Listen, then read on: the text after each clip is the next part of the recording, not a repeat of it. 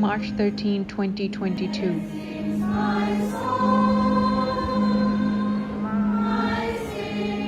It was on this sad, solemn day that our beloved, revered, adored Sister Martin de Porres bid farewell to this life and moved on to meet her Creator. What a remarkable life she led. You only had to be at her funeral to see that. There were scores of bouquets. There were rose petals all over. When they buried her, grave was full of flowers right up to its mouth. There was a school band playing. People were lined up along the streets. Not a single attendee was not teary-eyed. How many people do we know that so many strangers will cry for? What a grand farewell Allah gave her. In fact, I should say what a deserved farewell Allah gave her. She was such a gentle, giving soul who touched so many lives. Some of the testimonials her former pupils are posting are so moving. She has left a part of her in so many of us.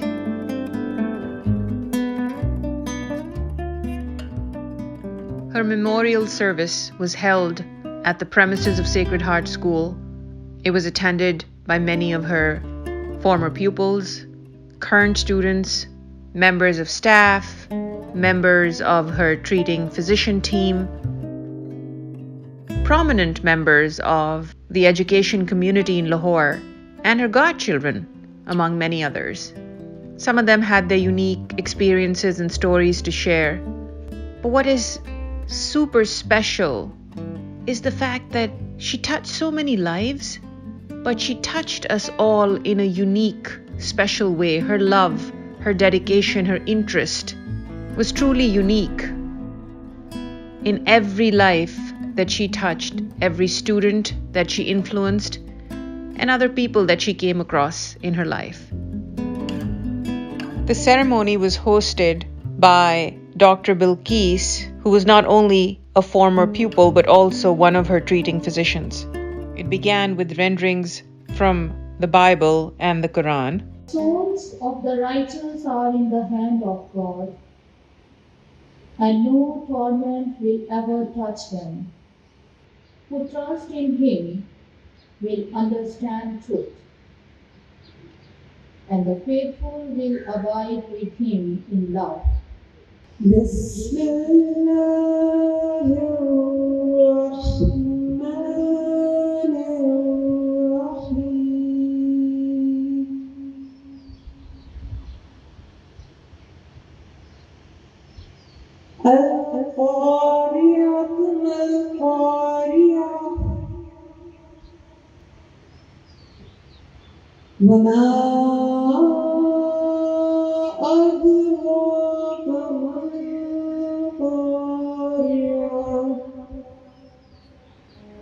Dr. Bilkis Shabir fondly recalled some of the last days of Sister Martin and her time spent with her. Proud of all of us. She was always there in our ups and downs. And I believe the reason was, quoting from one of her own interviews, that I see God in everyone. This is what she said in one of her recent interviews before passing away. And that explains everything. So much can be said about Sister, but perhaps I was one of the very few lost who were able to talk to her during the last few hours on earth. And I want everyone to know that till her last day, her last breath, she was very much aware of what she was going through, what treatment she was receiving.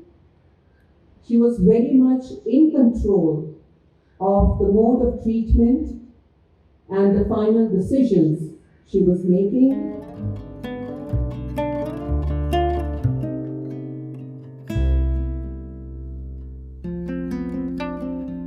Despite living away from her homeland, England, for several decades, she still stayed in touch with family back home, and here's what they had to send to be shared at her memorial service.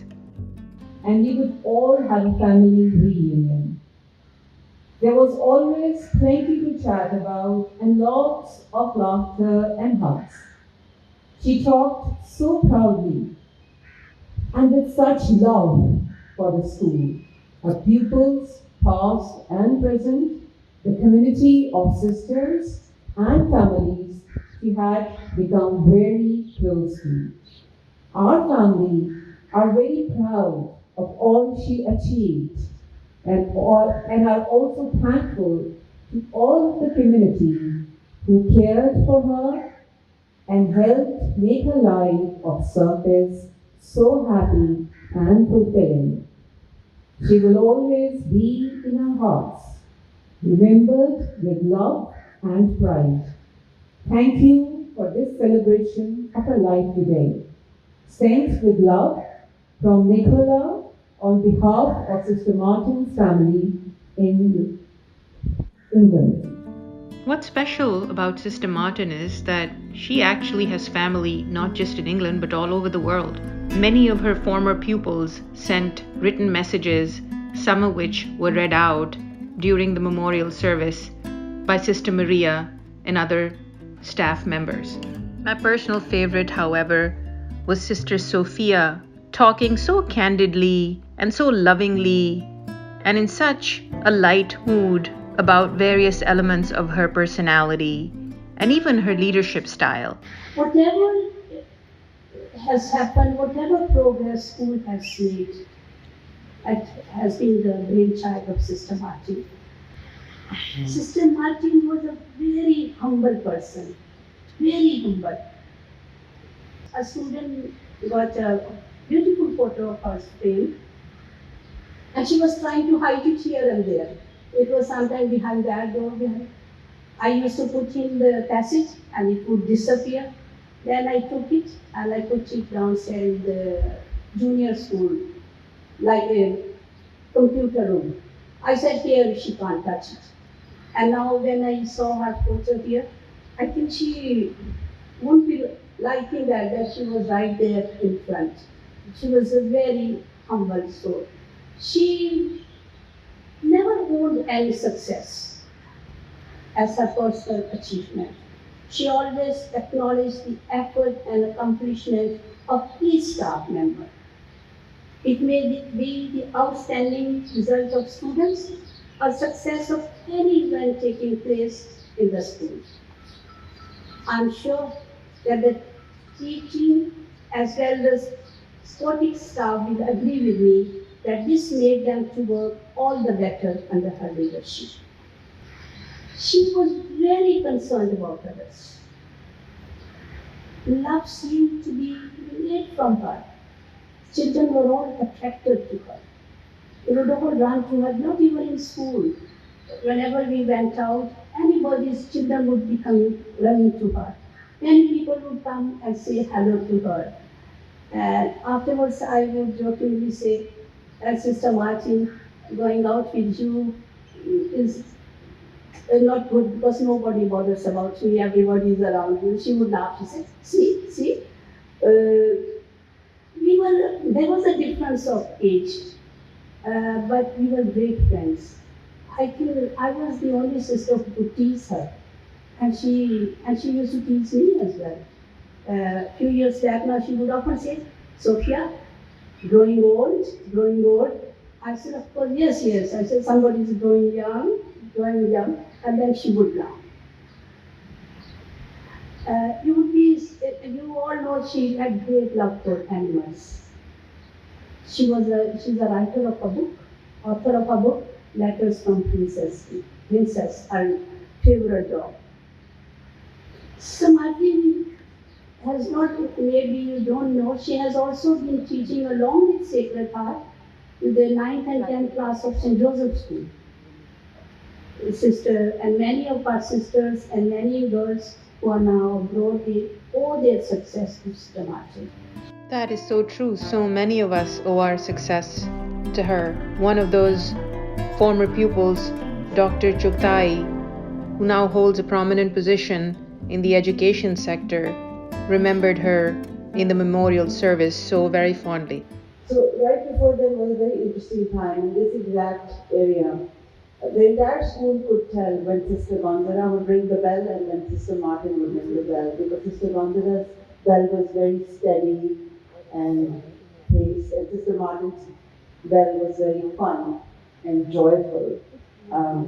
But she was my class teacher when I was in 8th grade, and that's when she became the principal. And over the next 30 years, she really handled this responsibility of, this major responsibility of carrying this school forward. And in that, she held us all. In my current role as the head of the Single National Curriculum Project, I was brought on by the federal government about 7-8 months ago when concerns of gender and religious inclusion in the Single National Curriculum textbooks were coming up.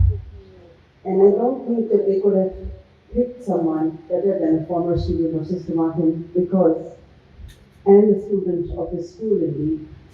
Because in the school, previously under Sister Gonzaga and then carried forward by Sister Martin, there were two main things that I think the school embodied for every student here, and something that I embody in my personal and professional life.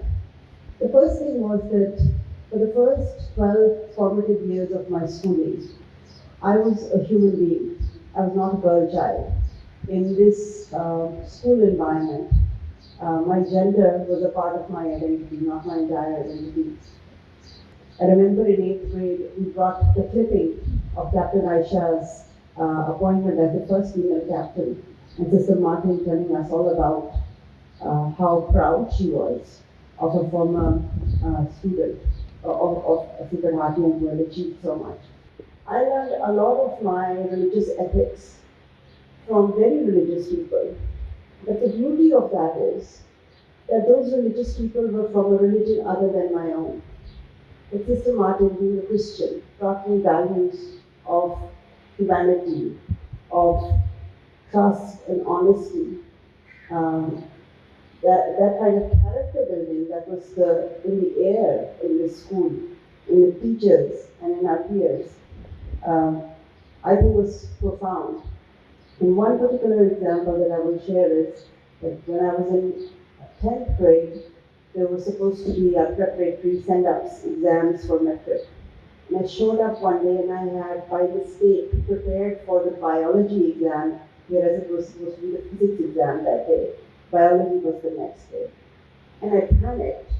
And in that moment, Sister Martin and my teachers, they trusted me and they let me sit the physics exam that day, knowing that I could take that exam and I would not tell my peers, nor would any of my peers ask me what's on the paper for the next day. That kind of trust, honesty, and the profound courage is something that the school and the leadership of this school is entirely deserving of credit for. At our proclamation, we get the report cards, and it used to say, "Blessed are the pure of heart, for they shall see God." And I always thought as a school child that the pure of heart will someday see God, when they pass on. But now I understand as an adult that blessed are those who see God in their fellow human beings. And I think Sister Martin, in her life, in the divinity of her presence, we could see God.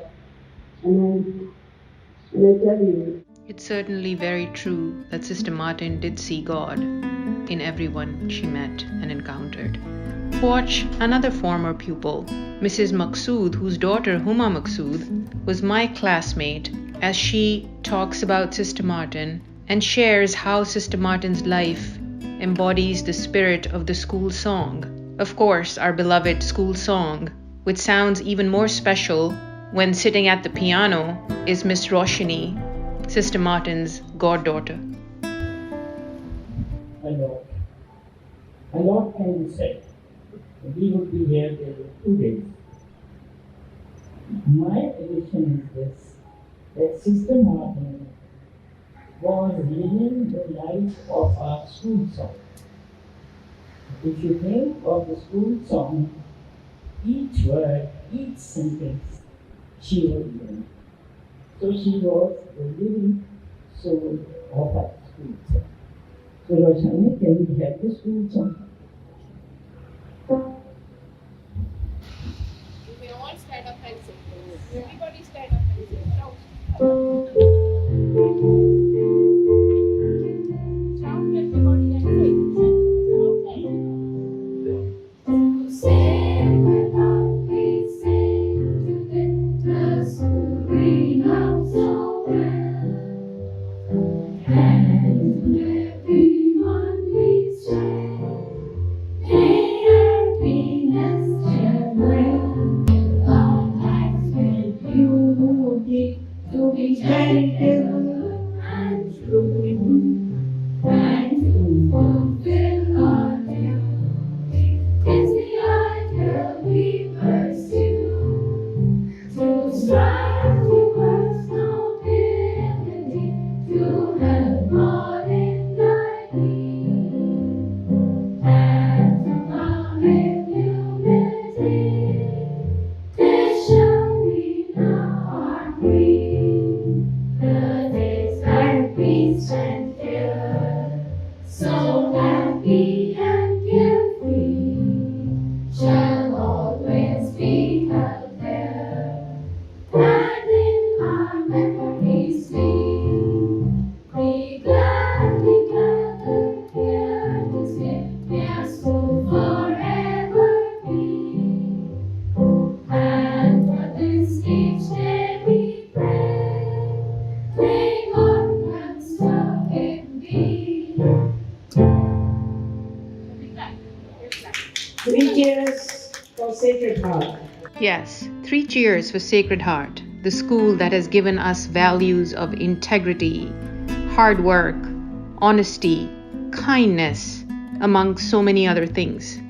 Let's move on to a really heartwarming part of the memorial service, where Miss Roshini's children, who happen to be Sister Martin's godchildren as well, talk about her almost like a mother, a grandmother, a mentor, and so many other ways in which she was a part of their lives. Was our mother, or as many of you know her, Mama Chugh, who loved her sister like her own mother. Our parents had the privilege to stumble across someone so wise and kind to guide them through this journey of life, which in turn led to their children to have the honor to call our very own Sister Martin their godmother. We were away from our biological family. We never felt alone. Being raised in the convent provided us with a rich and joyful childhood that I could never experience. The nuns, priests, teachers, van drivers, security uncles, minor staff, practically the whole school and anyone connected to them, played the role of grandfathers, grandmothers, aunts, uncles, may it be Coco, Jojo, Nano Pia, Nano Cecilia, and Nono. And the list goes on. All the precious memories with her flashed before our eyes as we wrote this speech, and it was a heartwarming experience.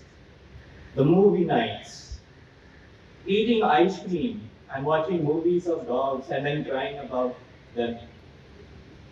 Visits to the rose garden, the birthdays, going to restaurants, and always requesting non-spicy and vegetarian meals. The phrase, "don't be cheeky," that she always used to use when we were out of line, or the collection of words like contraption for phone, snooty for handkerchief, and etc.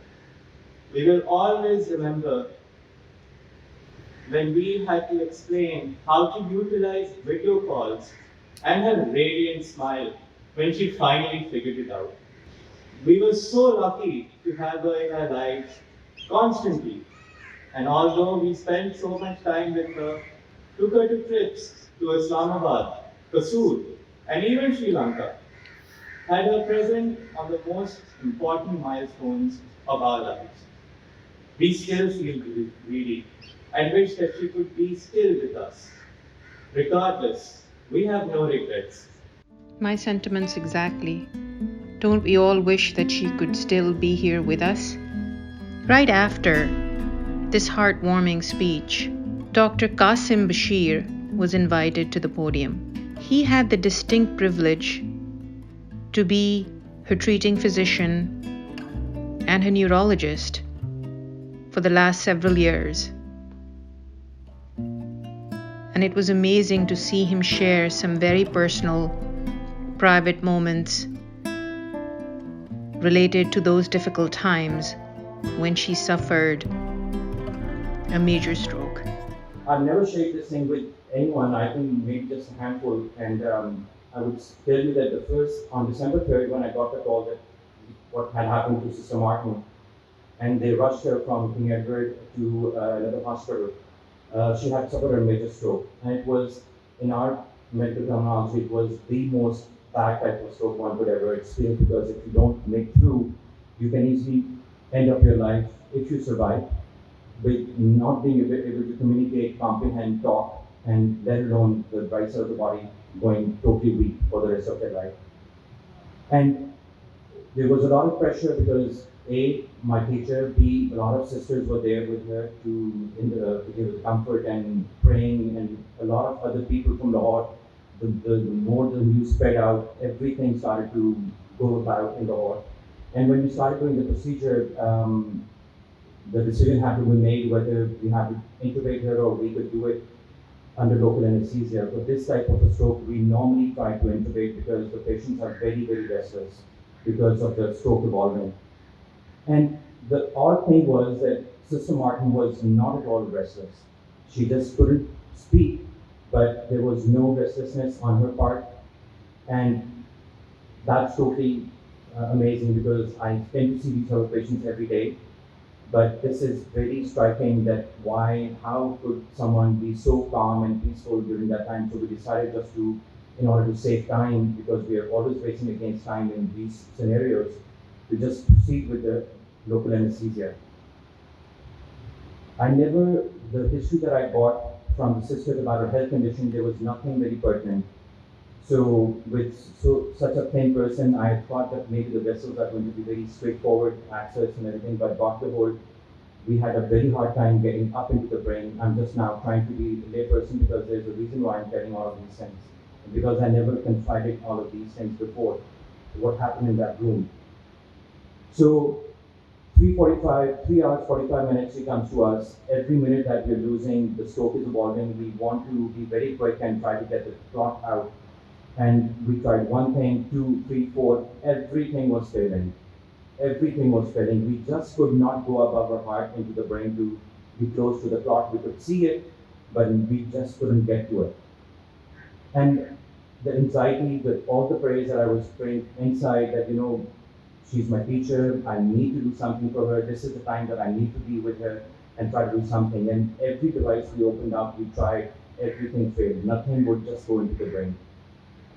And tried to think of all the things that were taught to me. I just couldn't figure it out because we just kept on opening the stuff and nothing was working.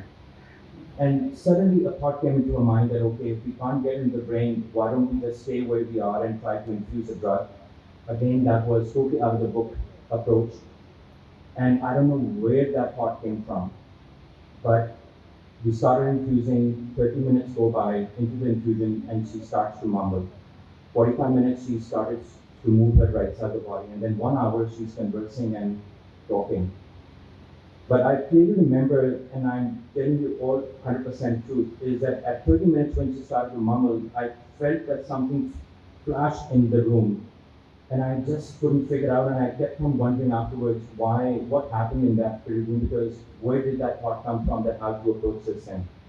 And I now firmly believe that what I've heard in this memorial today, what I've experienced through her when I was here in the school, the type of the person she was, the God was overlooking her right at that point. And it was not meant for her to go that time. And because she has touched so many hearts. I lived in US for 15, 17 years, but then when I decided to move, it was the love for the parents and the country.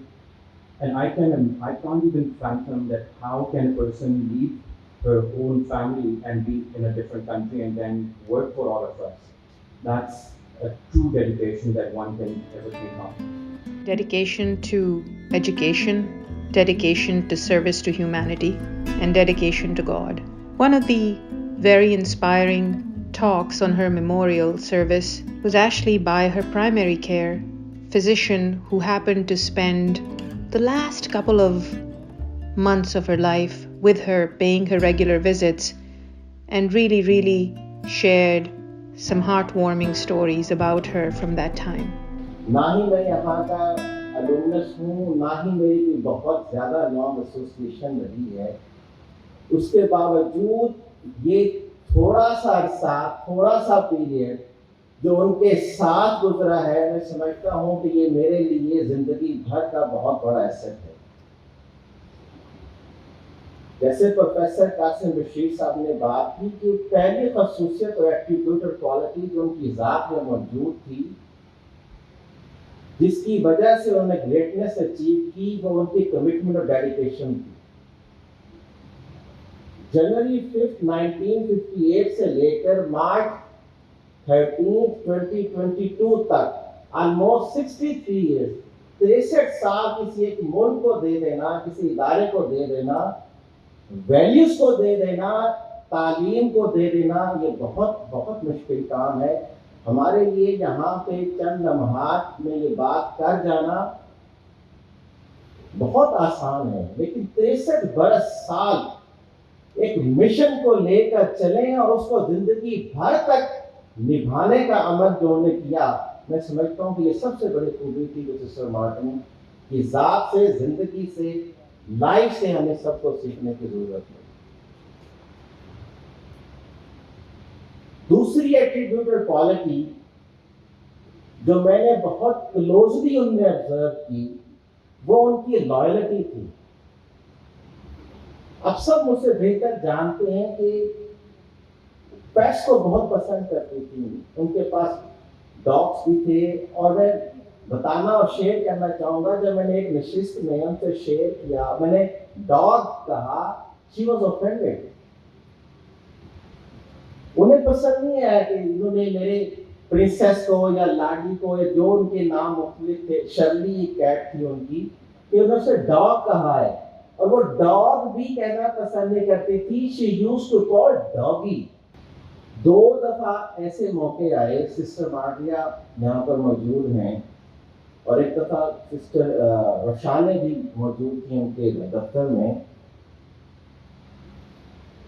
उन्होंने मौजूद sister से request की कि I want to talk to doctor in private, please leave the room.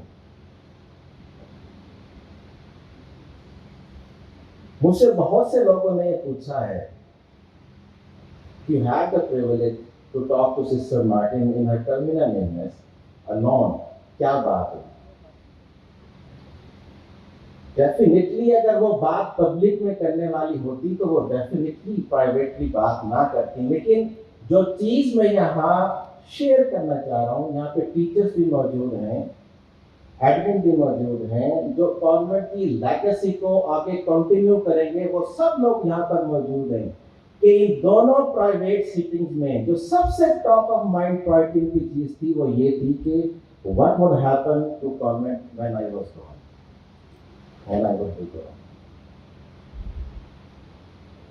उनकी गुफ्तगू का जो central theme होता था महवर होता था, गुफ्तगू उनकी जिस चीज के गिर्द घूमती थी वो सिर्फ और सिर्फ कॉन्वेंट का। और मैं समझता हूँ कि कॉन्वेंट की इस वक्त जो कम्युनिटी मौजूद है यहाँ पर, उनके लिए बहुत बड़ी भारी जिम्मेदारी है कि क्या वो उनकी लेगेसी को, कल्चर को, वैल्यूज को जो 63 बरस में वो यहाँ पर छोड़कर गई हैं, क्या आप लोग उसको उस अंदाज से कंटिन्यू कर पाएंगे या नहीं? बिल्कुल सही बात है, बिल्कुल सही चैलेंज है। क्या हम उनकी लेगेसी को कंटिन्यू कर पाएंगे? I think her physician raised a very legitimate point, and in doing that challenged all of us. We do have a responsibility towards her. When somebody spends their entire life in a foreign land with such commitment, the onus then falls on us to take her legacy forward, and we need to do that. Each one of us who's here or not here and will be listening to this remotely have an individual responsibility towards helping the school. I believe we can do that in two ways. The first, the easier one, is just living the values that she lived her life by and imparted on us. Integrity, honesty, hard work, kindness, service to others, living for others, adding a component in our lives that is for others. This is the easier one.